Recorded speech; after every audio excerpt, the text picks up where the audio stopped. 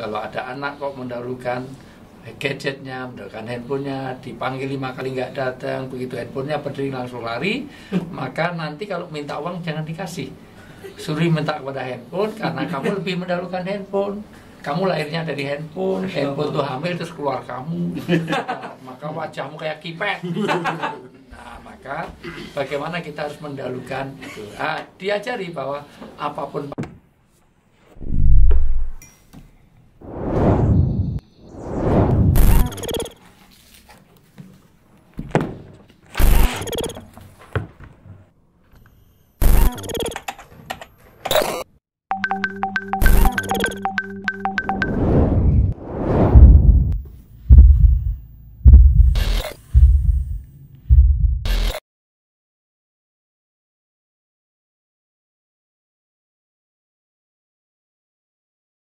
kita harus lebih menghormati ibu, terutama kita sebagai mungkin laki-laki ya posisinya, kita taatnya itu hanya kepada ibu, kurang lebih seperti itu. Jadi ketika memang dipilih antara keduanya, yang paling harus kita taati itu lebih ke ibu. Allah Ta'ala alam. Tapi bukan bermakna ibunya 3, bapaknya 1.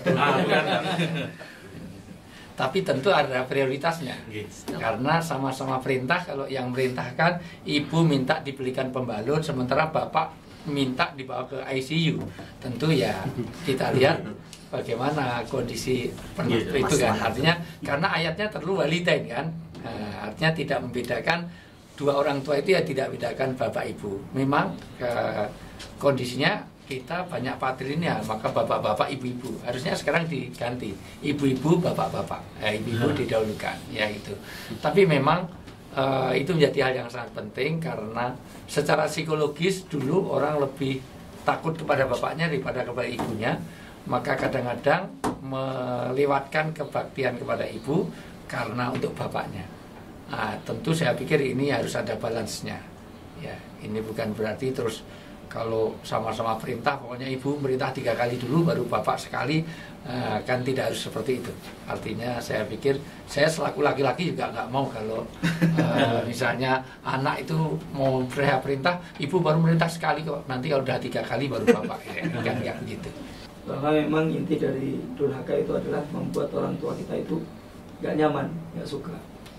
Maka untuk masalah kekinian sekarang ini, betapa banyak ya anak-anak zaman sekarang ini yang main game online dan sebagainya di HP depan orang tuanya, sehingga dia nggak sibuk dengan orang tuanya, malah sibuk dengan HP-nya. Dan ini orang tua harus menyadarkan, terkadang yang bikin anak itu durhaka orang tuanya sendiri. Berikan HP tanpa waktu, nggak diajarin waktu, nggak dipahamkan masalah birrul walidain, sehingga anak jadi durhaka. Sekali lagi, orang tua jangan ajarin putra putri kalian untuk durhaka sama kalian. Allah Ta'ala.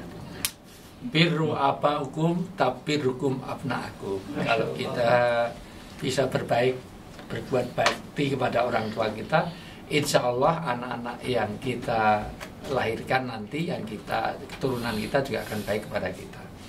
Kalau ada kasus seperti Ustadz Hakim, kalau ada anak kok mendahulukan gadgetnya, mendahulukan handphonenya, dipanggil 5 kali nggak datang, begitu handphonenya berdiri langsung lari, maka nanti kalau minta uang jangan dikasih. Suruh minta kepada handphone karena kamu lebih mendahulukan handphone. Kamu lahirnya dari handphone tuh hamil terus keluar kamu, maka wajahmu kayak kipet. Nah, maka bagaimana kita harus mendahulukan itu. Diajari bahwa apapun panggilan. Ada cerita Juret yang selalu mendahulukan amalan-amalan baiknya, tapi melalaikan panggilan ibunya. Setiap dipanggil ibunya, senantiasa dia itu sibuk dengan amalan baik, bukan amalan gadget, bukan. Dia baca Qur'annya, dia sholatnya, dia doanya, selalu nanti ntar gitu. Itu generasi avatar itu ntar. Apalagi generasi ntar. Selalu entar, maka tiba-tiba dia kena fitnah di dalam hidupnya. Ada orang yang Masya Allah, dia orang soleh, tapi tiba-tiba ada seorang yang ya wanita nakal lah gitu. Soalnya wanita nakal ini semua pemuda sudah berhubungan dengan dia kecuali Syekh Juret ini. Tiba-tiba dia pengen berhubungan dengan itu, maka di tengah hujan dia pura-pura kehujanan, sengaja ke situ, basah kuyup, masuk ke ruangannya Syekh Junaid. Ketika masuk di ruangan Syekh Junaid, ternyata dia minta, ya awalnya minta pinjam handuk, tapi ternyata basah, lepas baju segala macam. Intinya adalah minta di berhubungan. Kalau nggak mau, maka saya akan teriak. Bahwa kamu akan memperkosa aku, akan itu semuanya. Kalau sekarang ditembak 5 kali itu kalau perlu. Ya, kalau perlu. Nah, tapi ternyata dia bahkan ada bumbu-bumbunya. Kalau kamu nggak mau sama aku, ya pokoknya mabuk saja lah, itu minumin aja. Itu kalau nggak mabuk, ternyata dari mabuk itu bumbu-bumbunya ya. Mabuk, setelah mabuk ternyata terjadi perzinahan juga. Itu nanti pembelajarannya ternyata dosa itu berkaitan. Kalau udah mabuk jadi menipu jadi ina, jadi molimo itu nanti membunuh jadi itu semua. Intinya dia betul-betul teriyakin bahwa ini mau memperkosa, maka ditangkap oleh orang sekampung dan diadili. Karena al-hukum fi dhahir, dohirnya memang dalam keadaan dia tidak pakai baju, ini ada laki-laki di situ berdua, maka dipenjara. Dan ketika dipenjara sampai nunggu kelahirannya. Setelah lahir, anak itu bayi yang lahir itu dipegang. Hei bayi, ngaku, kamu ngomong, siapa bapakmu? Ternyata bapaknya itu adalah seorang pengembala yang menghamili wanita. Tapi dia sempat dipenjara, sempat diajar massa, sempat diadili karena dia menomorduakan orang tua. Saya ingin melihat pada stressingnya di situ, ada taukid yang harus kita lakukan, kita pelajari.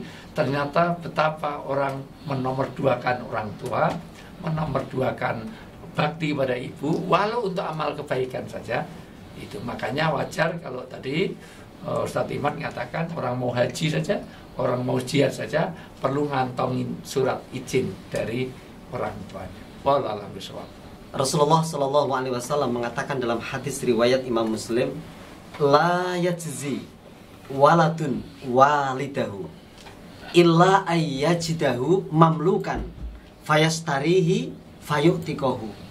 Bahwa seorang anak tidak akan mampu membalas jasa orang tuanya kecuali dia mendapatkan orang tuanya posisinya sebagai seorang budak, ya, seorang budak, kemudian membelinya.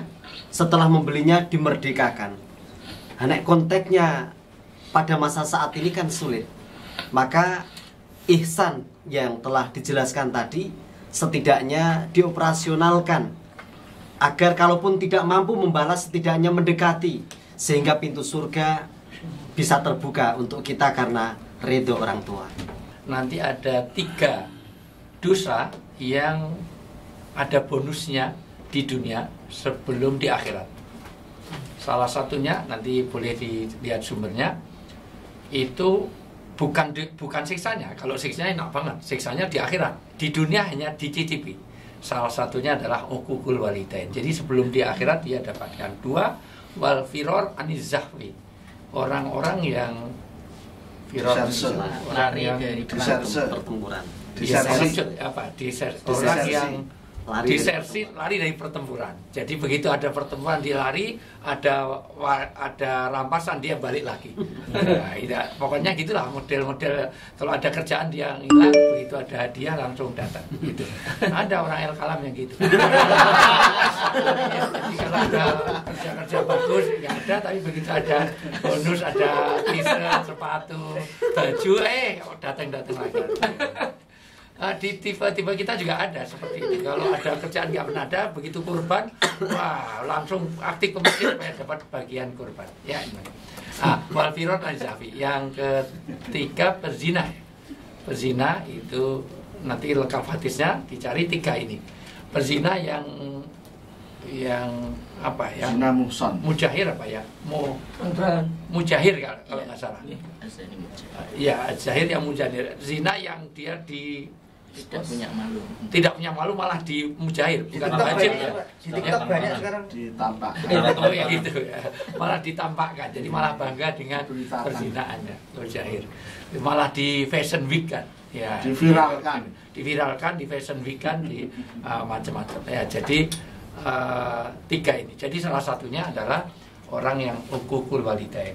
Siksanya sebelum di akhirat dia akan dapatkan di dunia orang yang durhaka orang tua. Jadi kadang-kadang kita koreksi kembali kalau ada sesuatu yang jadi fitnah dalam hidup kita, jangan-jangan ini bukan hanya rezeki nggak lancar, ternyata fitnah yang terjadi pada diri kita karena kita ada kedurhakaan pada orang tua. Makanya kata Syekh Al-Azhar, orang mendoakan orang tua itu 5 kali sehari itu masih durhaka, karena tidak imbang dengan bagaimana orang tua punya harapan dan doa kepada anaknya. Maka anytime harus doakan orang tua. Setiap doa wajib, walatan sholul fadla bainakum. Jangan sampai kita melupakan kebaikan yang sudah kita terima. Salah satunya setelah Allah dan Rasul adalah orang tua. Orang yang paling berjasa dalam hidup kita adalah orang tua. Sementara itu dulu, kita bungkus dulu. Masih banyak, ini juga strategi marketing biar El Kalam selalu banyak viewernya. Iya. Saya dengan Anis saja 3 juta lebih itu, dengan Anis padahal cuma pelukan itu apalagi ini sebentar lagi saya dengan mohon doanya, ada Daniel yang baru saja saya dengan Ustadz Abdul Somad ngobrol-ngobrol, mudah-mudahan dapat hidayah. Baik, sementara itu, dan ini belum selesai kaitannya dengan satu pertanyaan birrul walidain. Jangan kemana-mana, tetap di El Kalam, lembaga kajian dan konsultasi Islam. Assalamualaikum warahmatullahi wabarakatuh. Waalaikumsalam.